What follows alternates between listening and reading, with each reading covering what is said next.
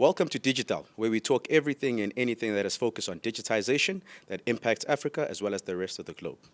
Joined today is Dapo Areyemo, co-founder as well as CEO of Chronology, as well as Reichardt Willer, who's the Chief Strategy Officer at ADB SafeGate.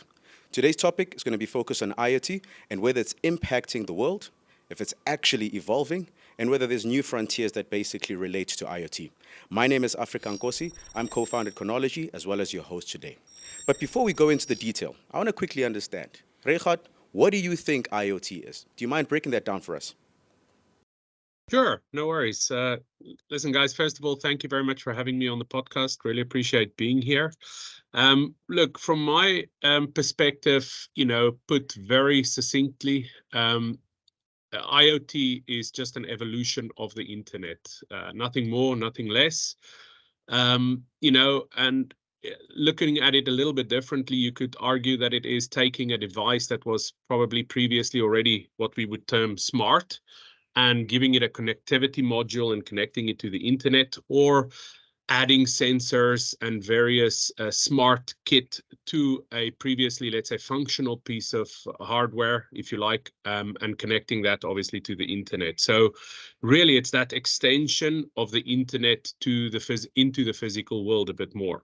So succinctly put, that's what I would say IoT is. Well explained, Reichardt. Double, any thoughts around that? Yeah, I think Richard took all of the explanation there. Really, really good breakdown of what IoT is. But I think from my side, probably even simpler explanation is that it's pretty much if you imagine connected devices that are pretty much linked through the internet. So an ecosystem of connected devices could be different types of devices. I mean, it could be anything you could think of, but pretty much working in harmony, connected through the internet and passing information through. Okay. That's a good one. And I think, Reichardt, for me, the big thing is that there's been so many conversations around IoT in the sense that, is it a concept which is pretty much new?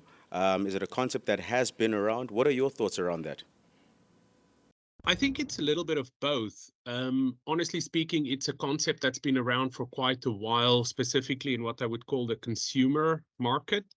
So if you imagine, so for me, obviously hailing or living currently in the UK, central heating during the wintertime is a key conversational topic. And if I imagine the times rewinding the clock since going back to when they introduced you being able from, let's say, your phone to control your heating system in your house, and the smart house concept and smart home living, when fridges, tumble dryers, things like that were connected to the internet, that already goes back quite some time.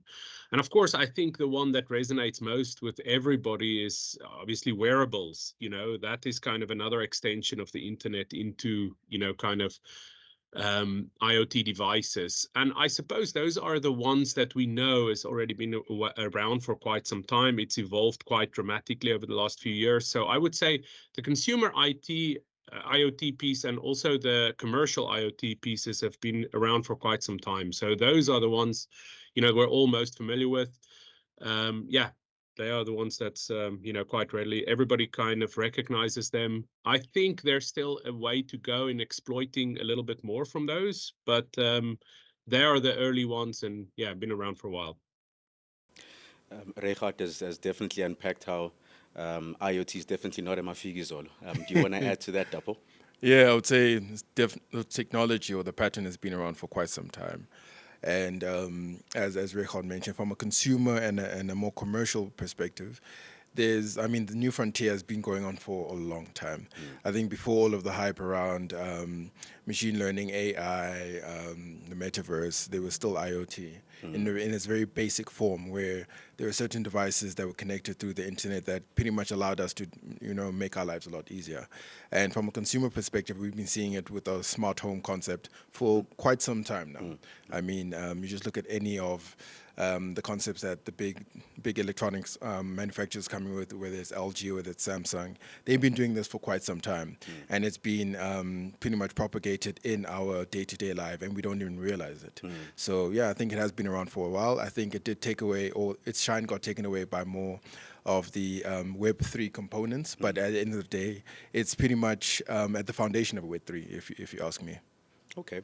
And I think the other thing that I'd like to find out from you, gentlemen, is that the new concepts, well, I suppose new, in inverted commas, AI, software-related stuff, Web3, as you have just touched on this, have been at the forefront when it comes to being able to define what technology is all about in this modern day.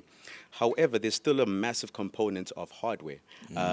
What do you guys think? What do you specifically, Dapo, think around the collaboration between software, hardware, and IoT being almost like the glue between that? Yeah, it's almost hand in glove. If I give a use case, for instance, the self-driving cars.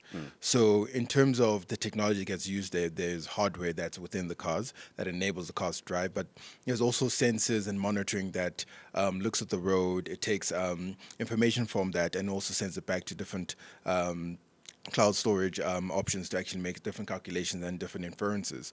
But as you can see there, for the car to actually move, there's a couple of items that are working together. So to debunk and say that one part can exist without the other is a bit naive. And yeah, we can just look at basic examples, like I said, smart driving cars or cars that can drive themselves. It's pretty much an orchestra of the hardware, the software, and the internet working in tandem. Okay. Regardt, would you like to share some thoughts around that? Yeah. I mean, I think what Dapo said is pretty spot on. I think, what I perceive, on top of what Dapo has already said, is really the acceleration part of, how can I say, the machine learning dimension. Yeah.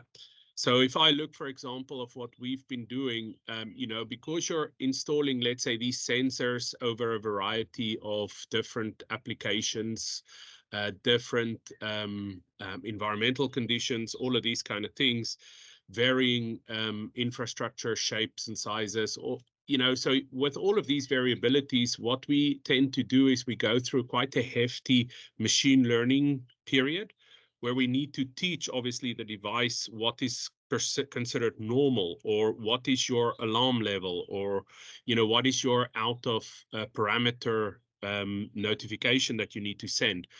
And what we've seen here is that obviously AI, stuff like the new ChatGPT, all of this kind of stuff really accelerates that machine learning dimension in helping to kind of, get that product to market a lot quicker, and helping you as well to kind of diversify where you want to deploy this stuff. So in my view, to Dapo's point, this stuff goes hand in hand. It's not one without the other, but what we have seen in recent times is, of course, that helps accelerating that time to market for the different applications that's available. Awesome. So speaking of, the recent times, or the more relevant times, it'd be great just for you to unpack some of the use cases that you've seen that speaks to IoT and how they've impacted, that respective industry or industries. Any thoughts around that, Regardt? Yeah, I mean, for me, what I'm seeing, of course, is really the, how can I say, the infrastructure, the growth of the infrastructure IoT dimension, and that's really where we are also involved in. But you can also imagine the real impact that it has on the service provision world. Let me give a very practical example. One that I always like to use is one that I came across in Germany a few years ago, and it had to do with air conditioning units. Yeah. So there was one guy in this particular town that was servicing the air conditioning units for most of the people that had one installed within the town. This person, if you imagine, went around in the town going and servicing, doing periodic maintenance to these devices once a year. Let's say change the filter, check the pressure within the gas, check the pipes, etc., etc. And they would do that whether the machine needed it or did not need it. And it was kind of a blanket categorical maintenance activity. Now, when the new IoT enabled air conditioning units were deployed, of course, this is now self-aware, sensing all of the different parameters that was checked by a person manually on an annual basis. And dare I even say going that much further, because it's also interrogating the machine internally. And now you can see all of a sudden from, let's say, I was this guy in the town servicing 30 aircon units once a year.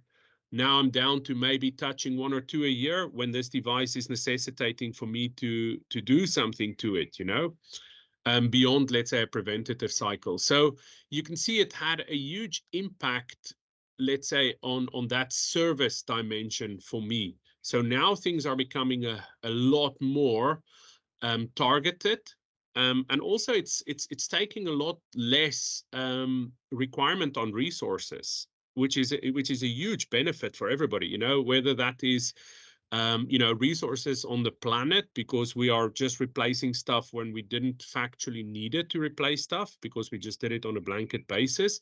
It's also less demand on people's time, et cetera, et cetera. So from that perspective, and that's notwithstanding the effects that we have observed in the industry where I'm at in the airport side, the huge impact in how it's impacting how you do maintenance and how you correct things, and the speed at which you can do that is quite transformational.